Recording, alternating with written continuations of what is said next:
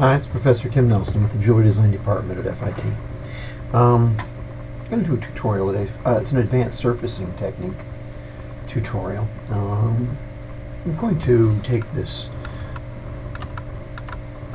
scrolled basket maquette, and I am going to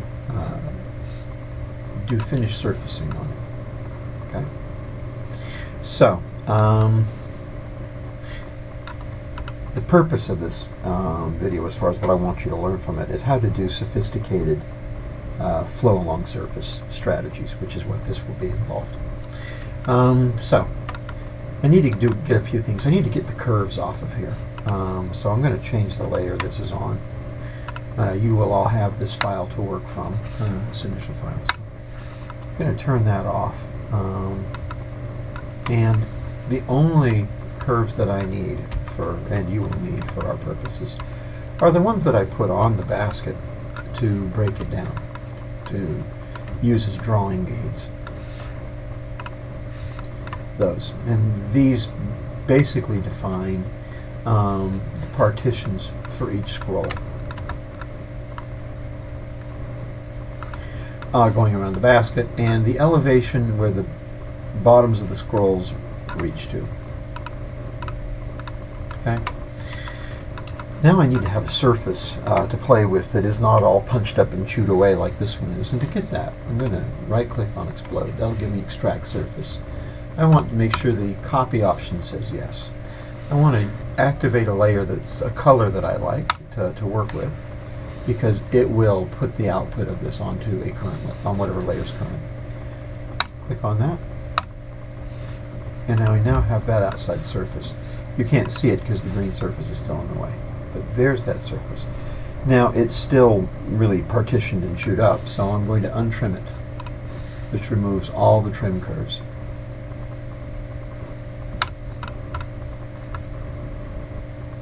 Okay. I'm going to want to make this surface, well, at least the curves on the surface, more useful for what I'm trying to do. For example, right now, none of these curves reach the rim. Okay? Make this a brighter color, and it's easier to see.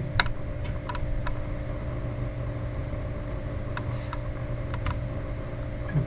So I want to get those up there. So I'm going to select that curve, pre-select it, and go to Extend Curve. And then it just says Select Curves to Extend. I'll tap the tip of each one of these.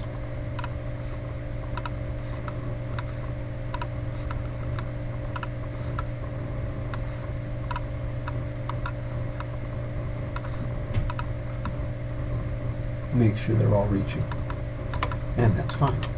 Okay, so I have that. Now I want to look at the bottom of my surface. I don't need it to be this long, but I do need it to completely encompass that basket. So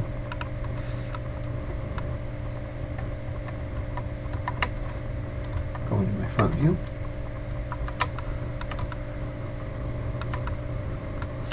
I'm going to lock this green poly surface model so I don't select it accidentally. And I'm going to extract an isocurve.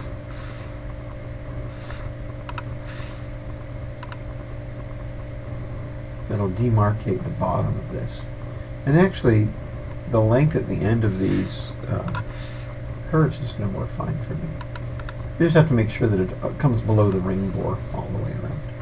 And it looks like when I first maquetted this that's a length that I had used before, so that's fine.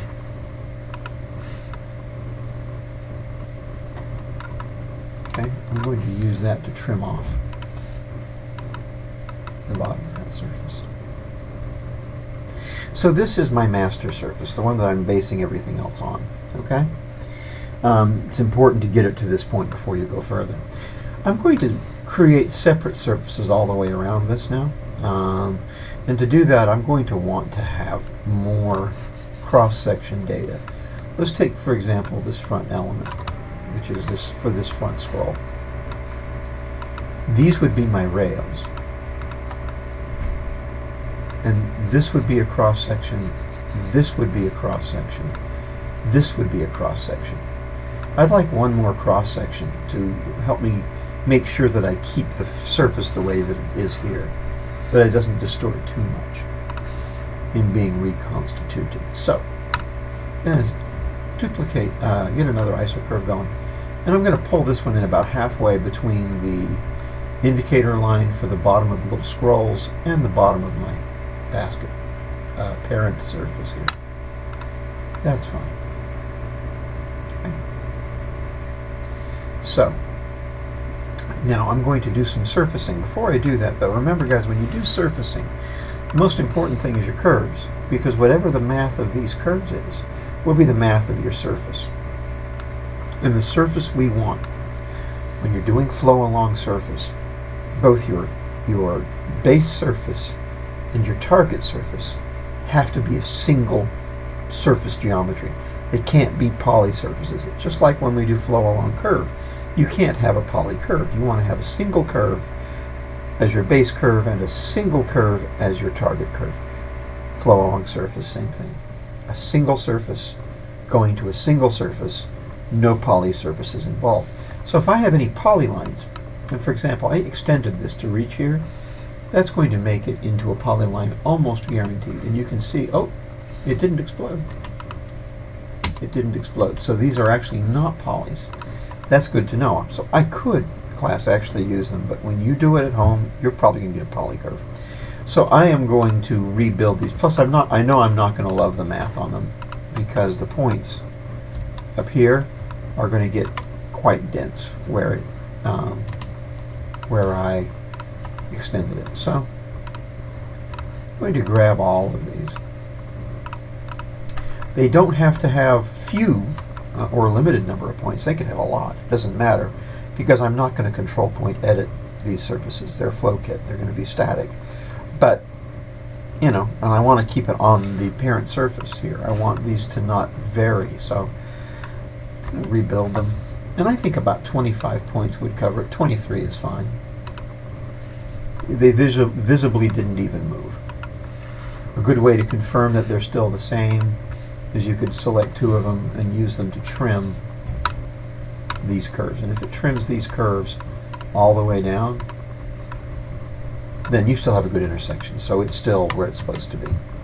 I undid that because we don't want to do that yet. The other thing I want to do, these are going to be my sections, okay? And I'm going to split them using these curves going around, all right? But I don't want there, remember, it's a closed curve, and every closed curve has a seam. If I go curve, edit tools, adjust the seam, you'll get arrows that actually show you where the seams are. That's where the seams are on all these curves. That's actually going to be okay for me, because I'm not going to make all of these scrolls all the way around. I don't need to. I'll have a scroll here that I can mirror to the back. I'll have a scroll here that I can mirror to the rear and to the other side. I have a scroll here that I can mirror over there. So with these three panels, I can make the entire basket. And I'll just choose to make panels on this side and not that side, which will allow me to avoid the seam. To help demonstrate what I'm speaking about more clearly.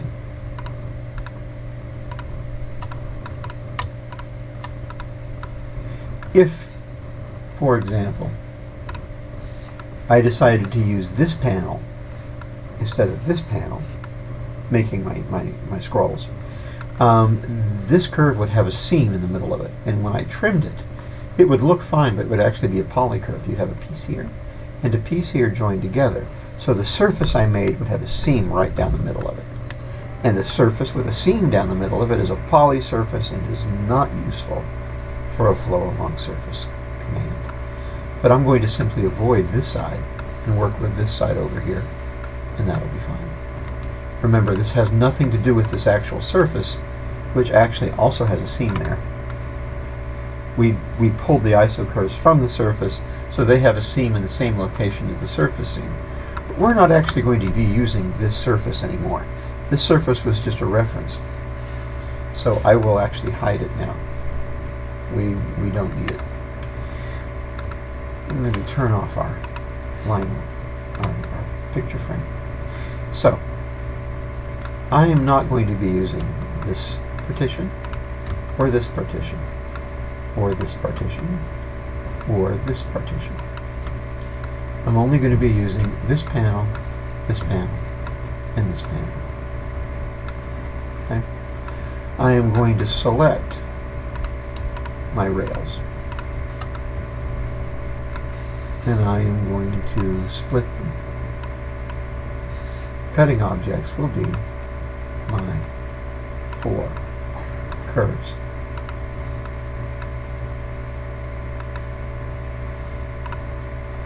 This surplus over here I can delete.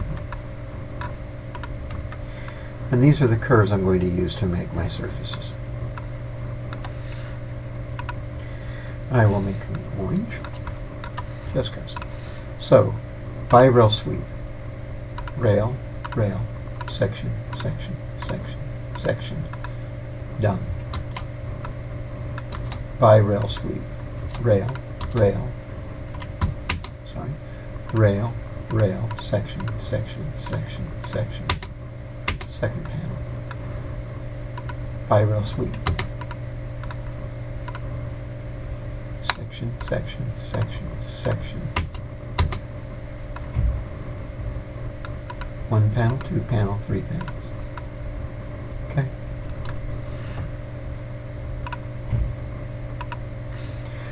I no longer need my partition rails.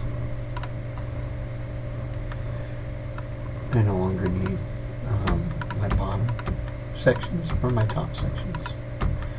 And I no longer need this, which I only brought in to make a more accurate surface. I want to keep these curves because they, once again, indicate where the bottom of these scrolls take place. So they're useful. I also now want to have a center line down the middle of each one of these panels. Extract ISO curve, mid snap, just grab the top.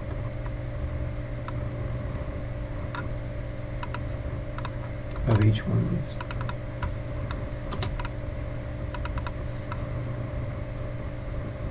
Okay, this one feels off to me.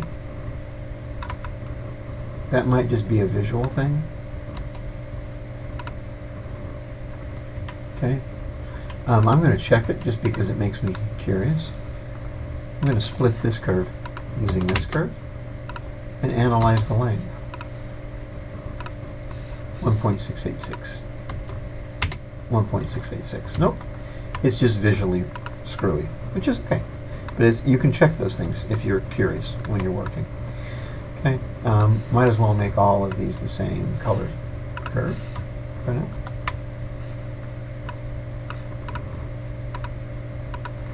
And this is the target surfaces.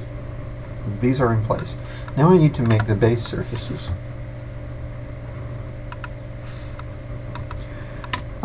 This is the most accurate length on this surface. The ones on the edge are not accurate. We want to take the center line. So analyze length, 6.028. And I will draw a curve on the ground, 6.028. Shift key. 6.028. 6.028. I'm going to do the same thing for the other curves. Center lines. Measure length, 5.788. Use grid snap, come down here. 5.788. Now it's going to be hard to see those curves because the grid's in the way, but there they are. Measure this curve. 5.58. So grid snap 5.58. And I think I'm missing a number there.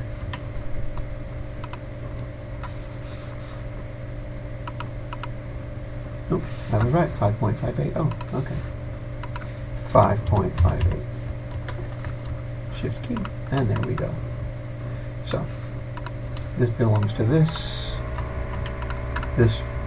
belongs to this, and this belongs to that. Okay. Now I need to know the length at the top and the length at the bottom of each one of these surfaces. So I'm starting back with this panel. 3.477.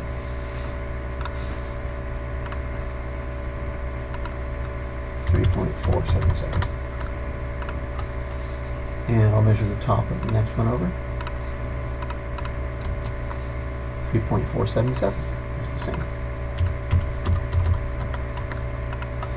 And the top of the next one, 3.477. That's convenient, but don't assume it'll be that way on yours or any other time. It just happened to work out that way. Measure length here, 1.318. They should be close to the same length, but they're not usually exactly the same. Unless you're doing a circle. But 1.318 is being very consistent for me today. I hope yours is at home. And the last one.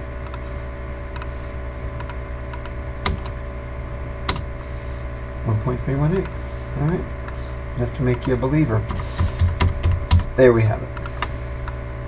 Okay.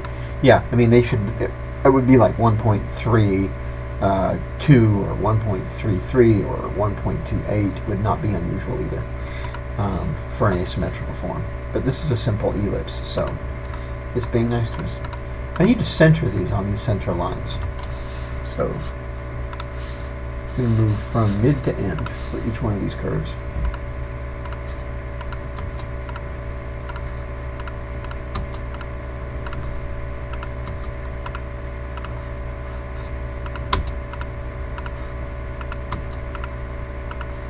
Okay, and now I'm going to use this guide to draw a polyline indicating the shape of my base surfaces. Here's one. No, not mid. Remember, if you click in the wrong place, hit U enter, that'll undo, and then you can keep clicking.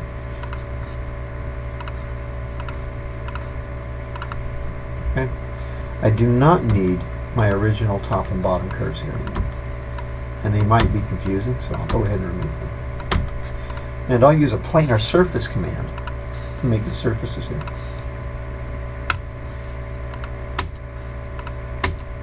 I no longer need the outline curves. Now you might want to put yours on a storage layer. I'm confident, so I'm throwing mine away. But you may want to keep those someplace safe for your own purposes. Okay. Now, to keep my life simple, I am going to grab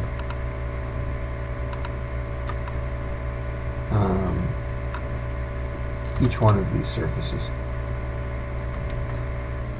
and I'll line them up with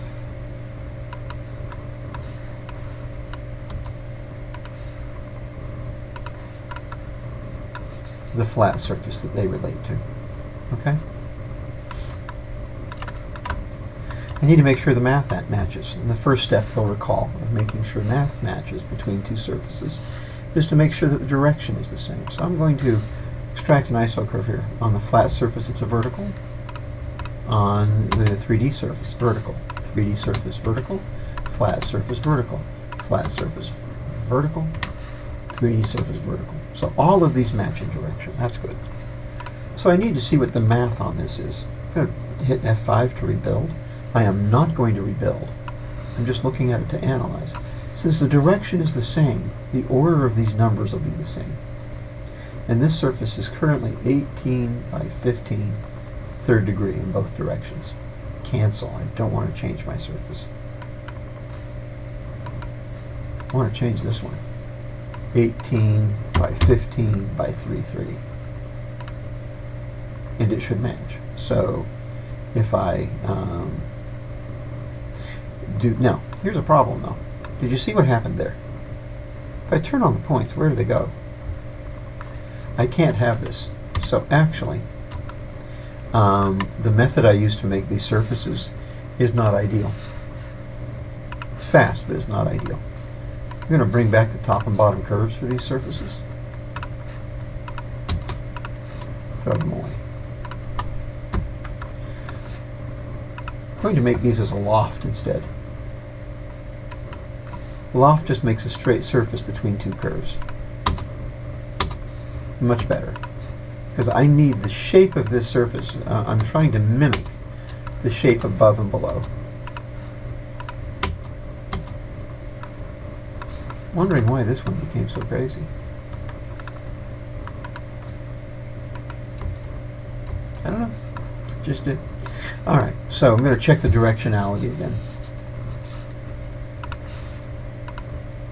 Vertical, vertical, vertical. So I know this is 1815.33. So you see the control points now stay where they're supposed to. Oh, I know why the curve was different. It's because I'd already pulled it off a surface I'd rebuilt. Okay, fair enough.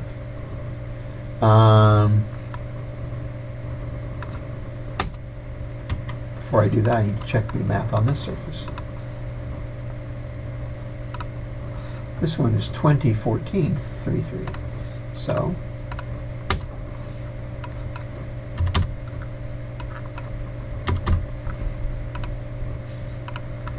and the last one is 1817.33. So notice how I canceled. It's important to note that. I just did this to check. 1817.33. I did not hit OK. I hit cancel. I don't want to change the math here. I only want to change the math down here.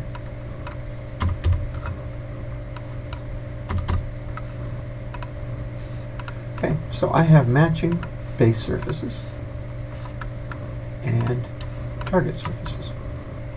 We're almost done. The last thing I'm going to need, or one of the last things I'm going to need, is I need to get this curve down on this surface. That's easy to do. Select the curve, transform flow along surface, click up here on the 3D surface, pick the same corner on the flat surface, and the line appears.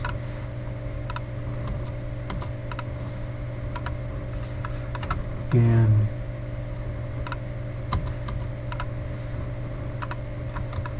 okay, hard to see because they're red, but there you go. They're here. I don't need these top and bottom curves anymore, so I'll take them on me. I always try and simplify my drawing, especially when I'm doing videos.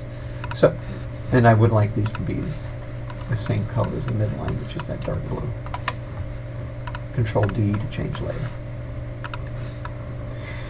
The last thing I need is I need to have the edges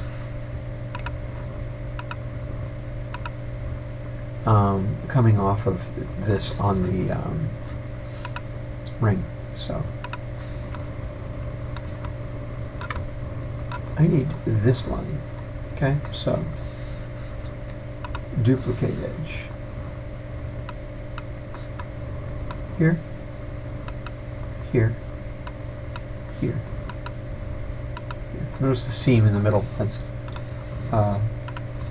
classic. It's from the same situation. Okay, so I have this.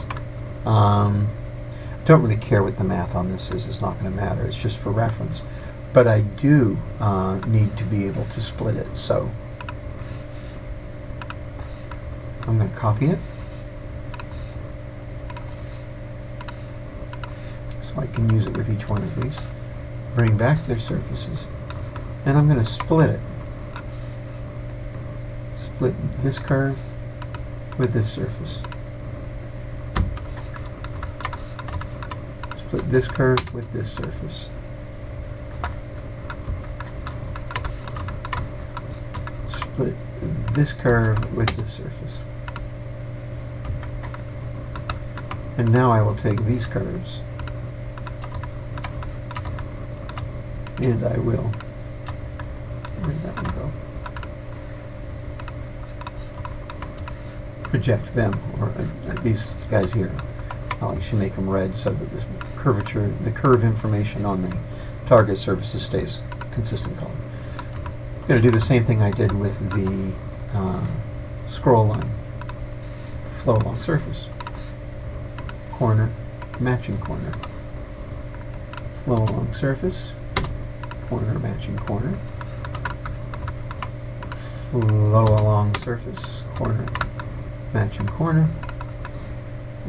Make all these curves the same dark blue color. And that's it. I have target surfaces with coordinating curves and flat surface. And these are our flow kits. We will be using these to make our scroll basket. Thanks for watching.